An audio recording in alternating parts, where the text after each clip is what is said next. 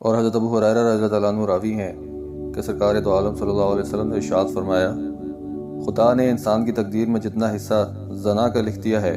وہ ضرور اس سے عمل میں آئے گا۔ آنکھوں کا زنا تو نامحرم کی طرف دیکھنا ہے، اور زبان کا زنا نامحرم عورتوں سے شہوت انگیز باتیں کرنا، اور نفس آرزو و خواہش کرتا ہے اور شرمگاہ اس آرزو کی تصدیق کرتی ہے یا تکذیب۔ بخاری مسلم کی ایک روایت ہے کہ آدمی کی تقدیر میں زنا کا جتنا حصہ لکھ دیا گیا ہے اس کو وہ ضرور عمل میں لائے گا۔ آنکھوں کا زنا نامحرم کی طرف دیکھنا ہے، کانوں کا زنا نامحرم عورت سے شہوت انگیز باتیں سننا ہے، اور زبان کا زنا نامحرم عورت سے شہوت انگیز باتیں کرنا ہے، اور ہاتھوں کا زنا نامحرم عورت کو برے ارادے سے چھونا ہے، اور پاؤں کا زنا بدکاری کی طرف جانا ہے، اور دل خواہش و آرزو کرتا ہے اور شرمگاہ اس کی تصدیق یا تکذیب کرتی ہے۔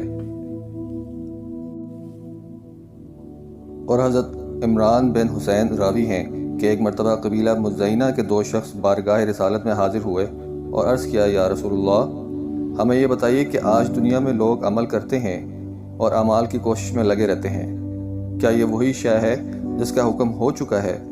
اور نوشتہ تقدیر بن چکا ہے،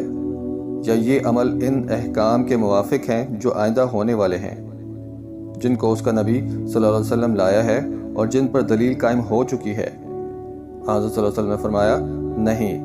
یہ وہی شے ہے جس کا فیصلہ ہو چکا ہے اور نوشتہ تقدیر بن چکا ہے، اور اس کی تصدیق کتاب اللہ کی آیت سے ہوتی ہے جس کا ترجمہ ہے، قسم ہے انسان کی جان کی اور اس ذات کی جس نے اس کو بنایا، پھر اس بدکرداری اور پرہیزگاری دونوں کا القاء کیا۔ اور حضرت ابو ہریرہ رضی اللہ عنہ راوی ہیں کہ میں نے سرکار دو عالم صلی اللہ علیہ وسلم سے عرض کیا، یا رسول اللہ، میں ایک جوان مرد ہوں اور میں اپنے نفس سے ڈرتا ہوں کہ بدکاری کی طرف مائل نہ ہو جائے، اور میرے اندر اتنی استطاعت نہیں ہے کہ کسی عورت سے شادی کر لوں۔ گویا ابو ہریرہ رضی اللہ عنہ اپنے اندر سے قوت مردمی ختم کرنے کی اجازت مانگتے تھے۔ ابو ہریرہ رضی اللہ عنہ کہتے ہیں کہ سرکار دو عالم صلی اللہ علیہ وسلم نے یہ سن کر سکوت فرمایا۔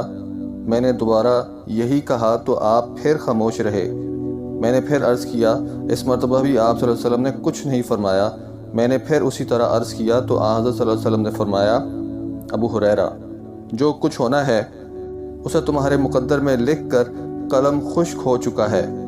لہذا تمہیں اختیار ہے کہ قوت مردمی ختم کرو یا نہ کرو۔